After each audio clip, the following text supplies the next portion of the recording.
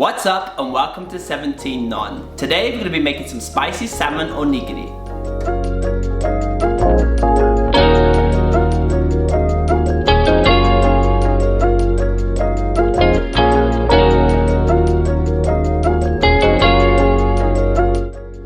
Onigiri are a popular Japanese street food snack and you can pretty much fill them up with anything you like. In this onigiri recipe, we're going to make up a filling that's made up of salmon that's going to be super creamy. And we're going to finish that with a glaze that's made up of miso that's packed full of umami. This recipe does not take long to make at all. And it's one of those you gotta go and make right away. And with all that said, let's get straight into it.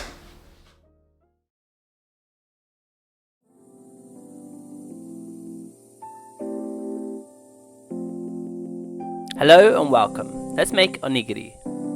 First, we need to measure out 300 grams of Japanese short grain rice. The rice has to be short grain as this enables the onigiri to stick. Take the rice and wash under cold running water. Wash until the water becomes cloudy, then drain and repeat again. You want to repeat this around 3 to 4 times until the water runs clear. When washed, add 400 ml of fresh water.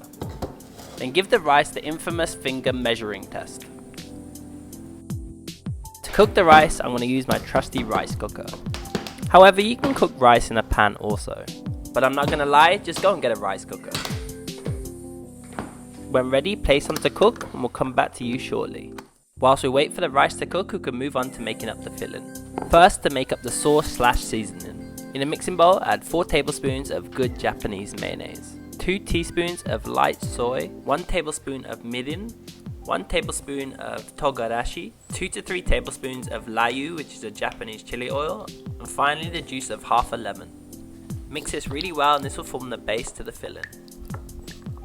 What I like about this sauce is that it's going to make the salmon super creamy and it tastes delicious. Now that the sauce is made, we can move on to the salmon. What I have here is 2 lightly smoked salmon fillets. However, using smoked salmon is totally optional. To prepare, we firstly need to remove the skin from both fillets. I hate to do this, but we won't use the skin for this recipe. When the skin is removed, slice the salmon fillets into half, then into 1 centimeter size strips. Then finally cut the strips into a small dice.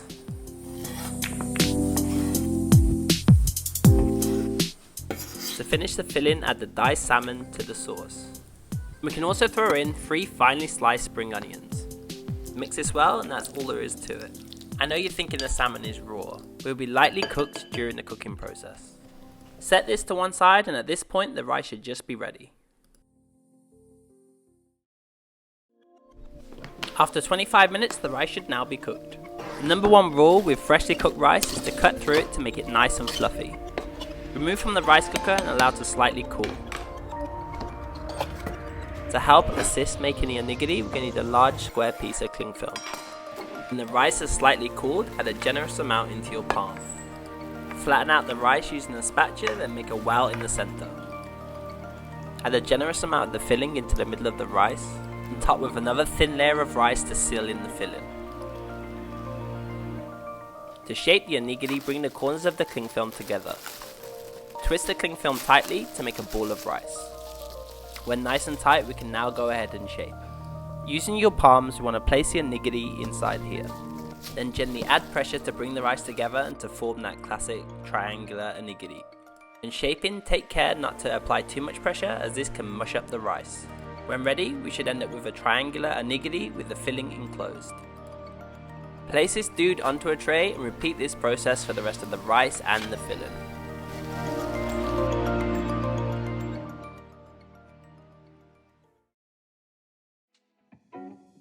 Before we begin to cook, we want to make up a quick miso glaze that will take the onigiri to that next level. In a small bowl, we want to add 1 tablespoon of white miso, 2 teaspoons of sugar, 2 tablespoons of mirin, and finally 1 tablespoon of light soy. Mix this well, then the glaze is ready. This might not look like much, but a little of this goes a long way. When ready, set to one side and we'll use this to finish the onigiri. Now to cook and finish. Place the pan onto a medium to high heat.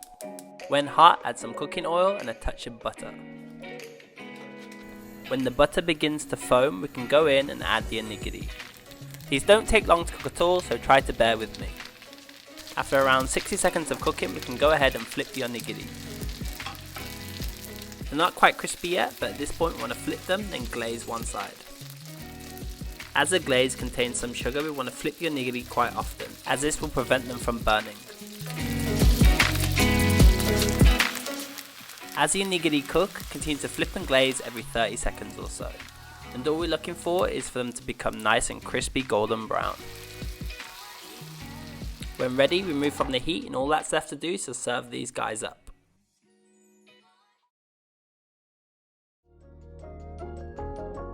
To serve, we're going to need some butter, chives, togarashi and toasted sesame. And I also like some nori on the side. I find onigiri this size is perfect for one person, but I'll leave this one up to you. To finish, I added a touch of salted butter, then hit that with a blowtorch. This is not the traditional way to serve onigiri, but I find these little touches take the onigiri to that next level. Finish with some chives, and all that's left to do is to dive right in. The salmon at this point should be just cooked due to the searing and also the hot rice. The filling was super creamy, and the glaze gave a ton of umami. Combining that with nori sheets and crispy rice, this recipe is one of those you gotta go and make right away. Have fun, and I'll see you guys on the next one. Thanks for watching, and I hope you guys enjoyed this recipe. If you want to see more stuff like this in the future, then you can help support the channel by clicking on the subscribe button and the bell notification button. With all that said, see you guys on the next one. Take care, and as always, peace.